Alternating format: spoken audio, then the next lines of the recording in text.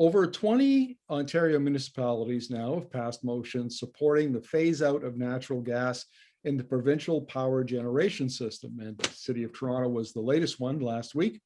The interesting thing about this, that gas is only 3% of the power mix. Nuclear is about 60%, hydro is around 26%.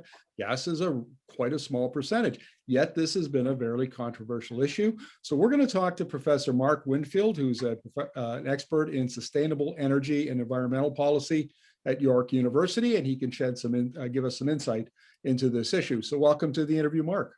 Thank you. Maybe we could start with just an overview of this issue and why it's so controversial in Ontario.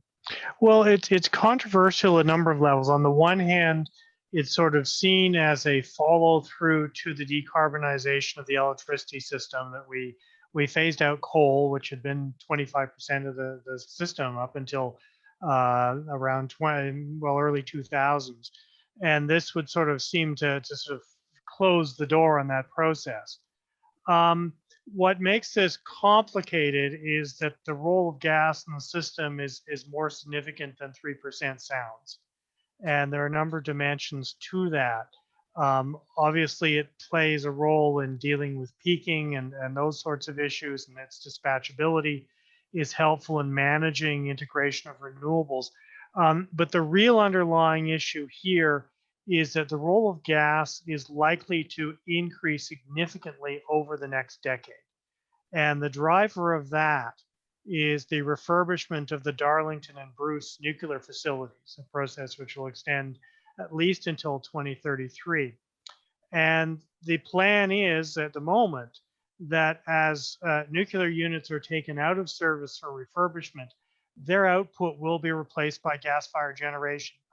And that is, according to Ontario Power Generation's own projections, likely to significantly erode what we gained, particularly in terms of greenhouse gas emissions and nitrogen oxides and certainly particulate matter, usual stuff from gas, in terms of what we gained from phasing out coal. So that's part of what makes this controversial. So I understand. So some of the nuclear power plants are going offline while they get refurbished. That electricity has to be replaced. And now the debate comes down between, should it be renewables that replace it or should it be natural gas? Have I got that correct? It could be a number of different things, but essentially, yes. What's the substitute? Do we just run the gas plants, which at the moment are basically fairly underutilized, and they're basically paid for on a capacity basis, so they have largely been sitting idle. They've got lots of miles left in them. Or do we take another pathway? Renewables, optimizing renewables more effectively is one. Conservation strategy to be another. The province's conservation strategy was effectively wiped out about a year ago, actually now 2 years ago. Or do we pursue options like hydroelectricity imports from Quebec? Well, there's one issue that I'm wondering if it's come up, Mark, and we see this in other jurisdictions, actually in North America and Europe, and that is what happens when governments begin implementing ever stricter climate policies, like Clean BC and British Columbia would be an example, that rely extensively on electrification of buildings and industry and transportation. You need more clean energy. Is that a complicating factor here? It is potentially. I mean, at the moment, to be clear, the province has no electrification pathway. It has no pathway that I can see at all, other than the refurbishment of the nuclear fleet, and in theory that provides you low carbon electricity, but there's no particular plan to make any use of it. So it is there's a larger set of questions in Ontario in the background, that if you're looking to decarbonize, especially what are you going to do in terms of space heat, which is the really big use of natural gas. And if you were to try and go down an electrification path there, what does that imply in terms of grid demand and things like that? But at the moment, we haven't really thought this through. And there are other arguments too, that retaining some gas, there are various roles in which gas fire generation might well be retained. One, of course, is its dispatchability. That if you're looking to integrate a whole lot of variable distributed resources, you may want that dispatchability in the system somewhere. You will want some storage as well, for sure. Um, and then there are other questions too around system reliability. Gas-fired generation, and particularly gas grid connected cogen, for example, has proved to be very, very reliable in the face of things like the 2013 ice storm. Places that didn't have gas grid connected cogen got into quite serious trouble. So there are many different dimensions to this conversation that I think need to be thought through. Now, I take you're referring to the Ford government, the Ontario government's Yeah. lack of climate policy, shall we say. I know there is one, but I've had a look at it, and it's kind of reminds me of Alberta's. Not exactly the most robust policy. But on the other hand, there is a federal government that is implementing a more robust climate policy, and it has indicated that there will be, provinces will have to either get on board or face a federal backstop, which would seem to indicate that electrification and emissions reductions over time are going to be an issue. So even though provincial policy isn't an issue today, are proponents of ending natural gas in the power system, are they thinking ahead to when the feds step in, if that turns out to be the case?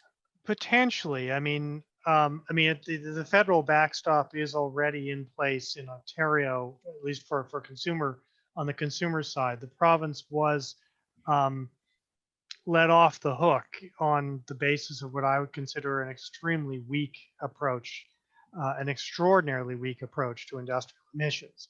So we don't know how far the federal government would actually push Ontario. So how much of a factor that is, I think, is an open question. I mean, the problem is at this stage, the province has no real decarbonization strategy. At a policy level, there are no conversations about the future role of natural gas or other fossil fuels in power generation, space heating, transportation. There are a great many conversations happening below the surface about that among various actors and stakeholders who, looking in the longer term, can see this coming.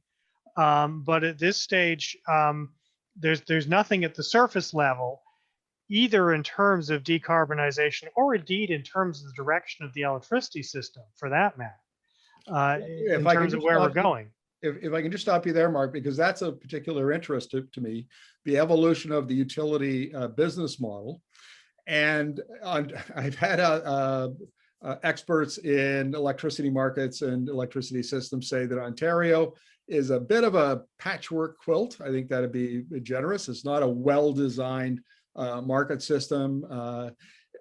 So it sounds like, correct me if I'm wrong, but it sounds like this is it's an onion with a lot of layers to it, and the government that needs to be addressing it is not addressing it, and that leaves the discussions to be taken around issues like this, where they show up at the city council, or maybe it shouldn't be.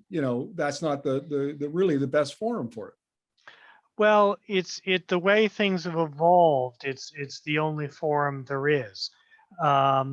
This partially flows from the fact that municipalities have been left essentially to deal with both the impacts of climate change, but also there is interest in engagement. Some municipalities, City of Toronto among them, were leaders on both adaptation and mitigation strategies already.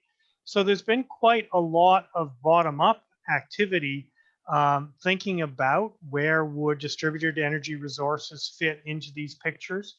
Some of the distribution utilities, which are municipally owned, are also very interested in becoming active in that space. The problem, though, is that there's no provincial level policy framework for any of that to happen. So we've got a great deal percolating, a lot of very smart people who are very conscious that these things are sort of the leading edge of the conversations around electricity markets and now energy technologies, and but for which there's no real space in the province at the moment for that to be operationalized. And one just sort of hopes that the sort of policy, which you might call the policy stream that's working away, will have an opportunity down the road to put some of that thinking to work. Mark, thank you very much for this. I really appreciate your insights. Great, thank you very much.